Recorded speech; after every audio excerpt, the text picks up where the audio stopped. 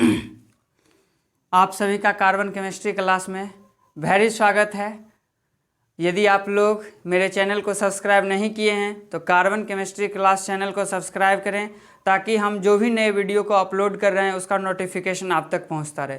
यदि आप भी 12वीं क्लास में हैं तो फिजिकल केमिस्ट्री पढ़ने में यदि परेशानी हो रही है तो आप बिल्कुल चिंता ना करें। अब आपके यूट्यूब चैनल पे फिर से अपलोड हो रही मेरी सारी वीडियो और आसानी से आप हर एक चीज़ को सीख सकते हैं।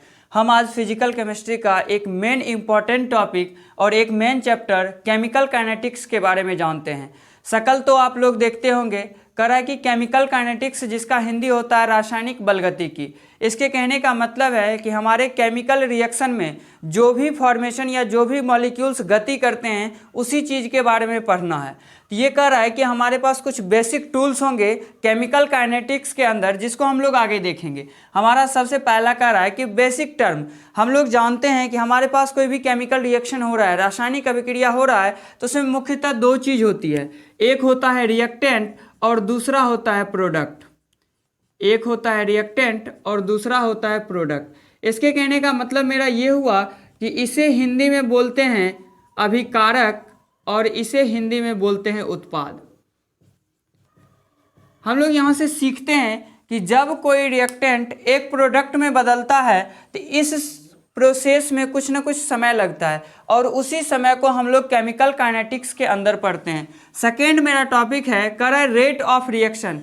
इसके कहने का मतलब कि जब कोई रिएक्टेंट एक प्रोडक्ट में बदलता है तो वह एक समय के साथ बदलता है, तो वह कितना समय में कितना रिएक्टेंट प्रोडक्ट में बदला, इसी चीज़ का कैलकुलेशन हम लोग को रेट ऑफ रिएक्शन यानी अभिक्रिया की दर में करना है।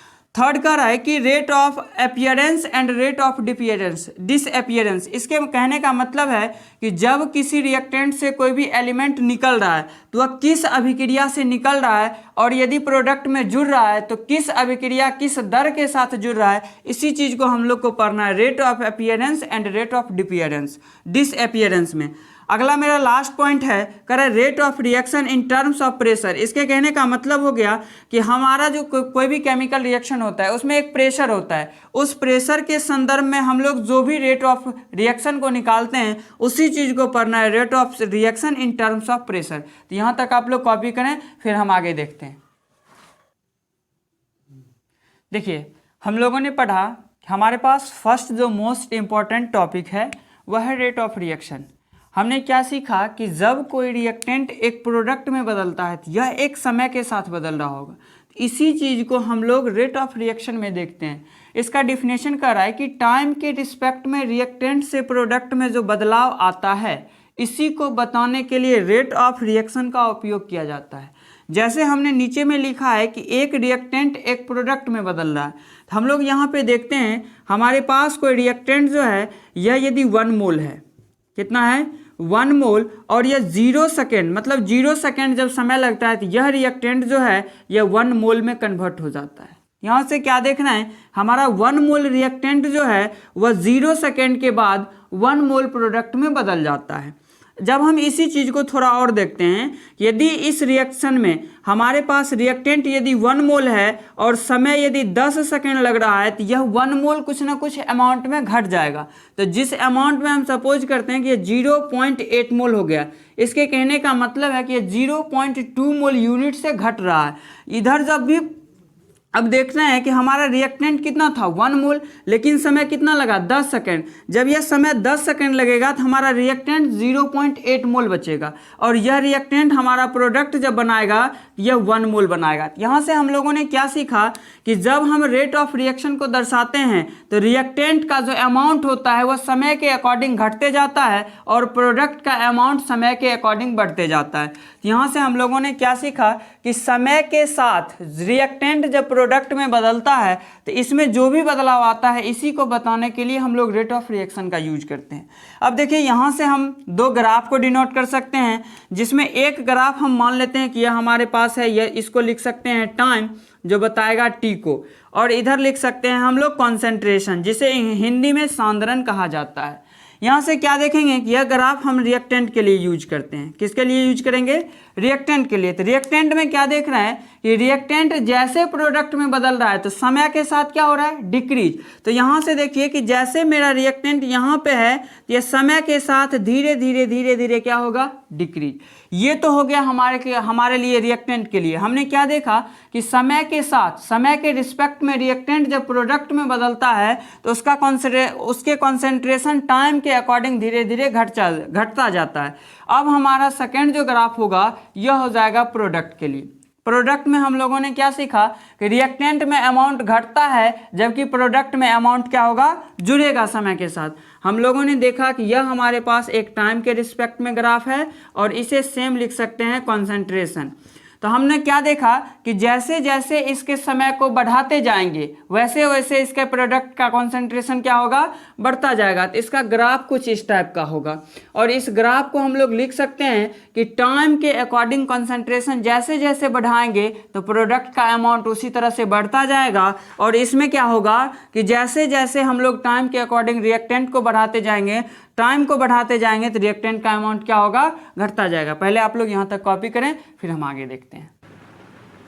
देखिए हम लोगों ने क्या देखा कि रेट ऑफ रिएक्शन का जो डिफिनेशन होता है समय के सापेक्ष, या हम कह सकते हैं कि समय के साथ जब कोई रिएक्टेंट एक प्रोडक्ट में बदलता है तो उसी चीज़ को हम लोग को पढ़ना है रेट ऑफ रिएक्शन में।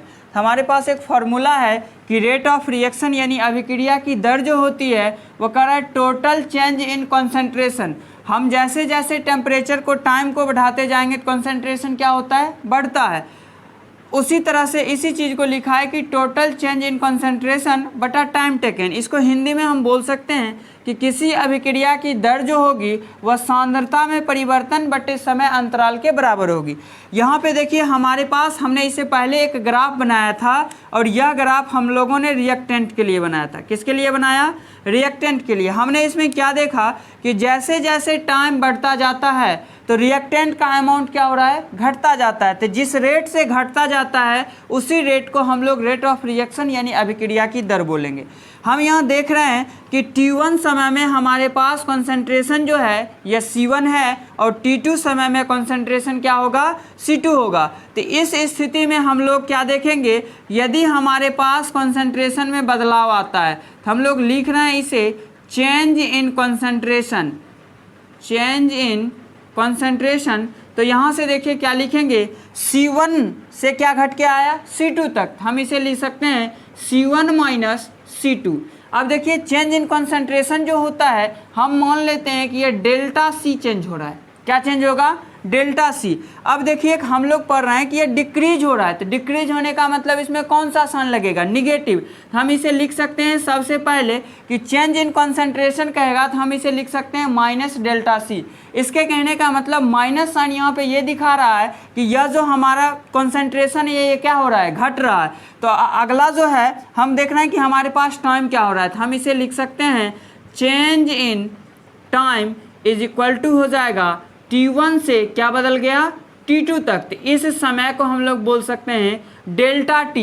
और इस प्रकार से हम लोग अब लिख सकते हैं रेट ऑफ रिएक्शन यानी अभिक्रिया की दर जो होगी यह बराबर होगी किसके, minus delta C by delta T। इसके कहने का मतलब क्या होगा कि टोटल चेंज इन कॉन्सेंट्रेशन। हमने क्या देखा, हमारे पास C1 और C2 दो कॉन्सेंट्रेशन है, दोनों में जो चेंज हुआ उसे हमने माना डेल्टा C। तो हमने क्या लिखा कि हमारे पास डेल्टा C जो है यह चेंज हो गया। अब कह रहा है कि किसके टाइम, तो हमारा डेल्टा T समय में क्या चेंज हुआ, डेल्टा C। तो हम इसे लिख सकते हैं कि rate of reaction is equal to minus delta C by delta T, या इसे हिंदी में लिख सकते हैं अभिक्रिया की दर बराबर, अभिक्रिया की दर बराबर क्या हो जाएगा, सांद्रता में परिवर्तन। तो सांद्रता में जो भी परिवर्तन हो रहा है उसे लिख सकते हैं डेल्टा C। और किसके साथ परिवर्तन हो रहा है, तो एक समय के साथ। और क्या हो रहा है, तो रिएक्टेंट क्या हो रहा है, डिक्रीज। तो यहाँ पे हम इसके साथ माइनस साइन लगाएंगे और इसे हम लिख सकते हैं कि रेट ऑफ रिएक्शन जो होगा वो minus delta C by delta T के बराबर होगा। आप लोग इसे कॉपी करें फिर हम आगे देख रहे हैं। देखिए आज के लेक्चर में हम लोग यहीं तक कवर करेंगे, इससे आगे हम लोग नेक्स्ट लेक्चर में कवर करेंगे। तब तक के लिए till there and take care, bye bye.